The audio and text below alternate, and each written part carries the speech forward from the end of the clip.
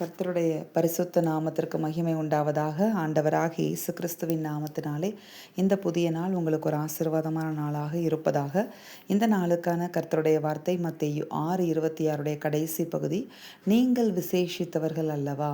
ஆமென். ஆண்டவராகிய இயேசு கிறிஸ்துவே இந்த வார்த்தையை பார்த்து நம்மளுக்கு இன்றைக்கு சொல்லுகிறார். நம்மளை பார்த்து நீங்கள் விசேஷித்தவர்கள், நாம் விசேஷித்தவர்கள் என்று இந்த நாளில் அடையாளப்படுத்துகிறார்.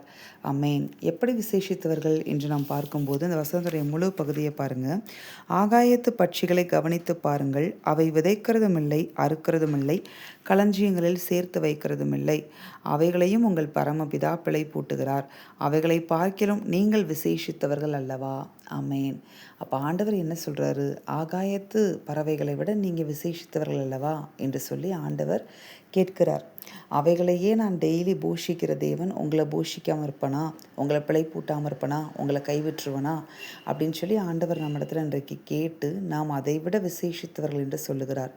எப்படி அதை விட விசேஷித்தவர்கள் என்று பார்த்தோமானால், இந்த உலகத்தில் ஆண்டவர் உண்டாக்கின எல்லாமே எப்படி தான் உண்டாக்குனாரு அப்படின்னு நீங்கள் பார்த்தீங்கன்னா, தம்முடைய வார்த்தையால் தான் உண்டாக்கியிருக்கிறார். இந்த உலகத்தில் இப்போ நீங்கள் பார்க்குற எல்லாமே, மரம், செடி, கொடிகள், காட்டு விலங்குகள், நாட்டு விலங்குகள் எல்லாமே, சூரியன், சந்திரன், வெளிச்சம் எல்லாத்தையுமே கர்த்தர் எப்படி தான் உண்டாக்கினார்னு பார்த்தீங்கன்னா, தன்னுடைய வார்த்தையினால் எல்லாத்தையும் சிருஷ்டித்தார். ஆனால் நம்மளை ஆண்டவர் வார்த்தையினால் சிருஷ்டிக்கலை. அவர் நம்மை அவருடைய கைகள்னால் அவருடைய சாயலின்படியும் அவருடைய ரூபத்தின்படியும் உண்டாக்கினார். ஆமென். அது மட்டும் இல்லை, அப்படி உண்டாக்கி நம்மளுக்கு ஜீவ சுவாசத்தை நாசியில் அவரே ஊதி நமக்கு ஜீவனை கொடுத்த தேவன், நம்ம பாவம் செய்து நம்ம விழுந்து போன போது நமக்காக அவருடைய ஜீவனையும் அவருடைய இரத்தத்தையும் கொடுத்து நம்மளை வெளியேற பெற்றவர்களாக பார்த்து, விசேஷித்தவர்களாக பார்த்து, நம்மளை அதிலிருந்து மீட்டு மறுபடியும் அவருடைய உறவுக்குள்ளே கொண்டு வந்து வைத்திருக்கிறார். அப்போ நம்ம எவ்வளோ விசேஷித்தவர்கள் யோசிச்சு பாருங்களேன்.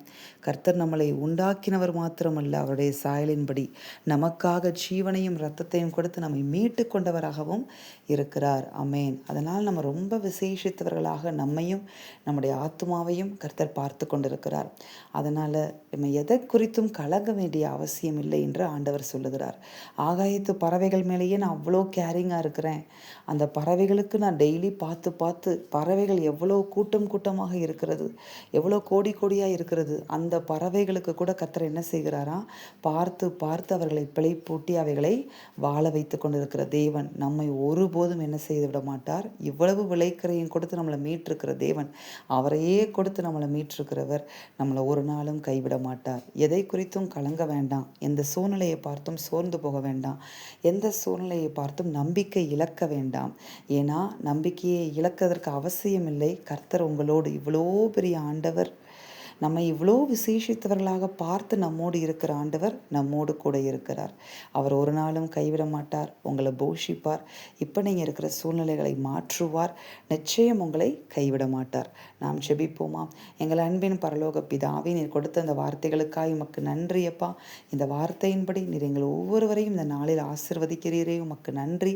எங்களை இவ்வளவு விசேஷித்தவர்களாக தேவன் பார்த்து எங்களுக்காக நீர் ஜீவனையும் இரத்தத்தையும் சிந்தி எங்களை மீட்டு கொண்டதற்கு உமக்கு நாங்கள் நன்றி செலுத்துகிறோம். உம்முடைய சாயலின்படி உண்டாக்கி ஜீவ சுவாசத்தை எங்கள் மேலே ஊதி உம்முடைய கரங்களால் எங்களை உண்டாக்கின கர்த்தருக்கு கொடான கொடி ஸ்தோத்திரம். எங்களை தாழ்த்தி அர்ப்பணிக்கிறோம். தொடர்ந்து உமக்குள்ளாக உம்மை விசுவாசித்து முன்னேற உதவி செய்யும். இயேசுவின் நாமத்தில் பிதாவே, ஆமென். இந்த வார்த்தையின்படி இந்த நாளில் தேவன் உங்களை ஆசீர்வதிப்பாராக. ஆமென்.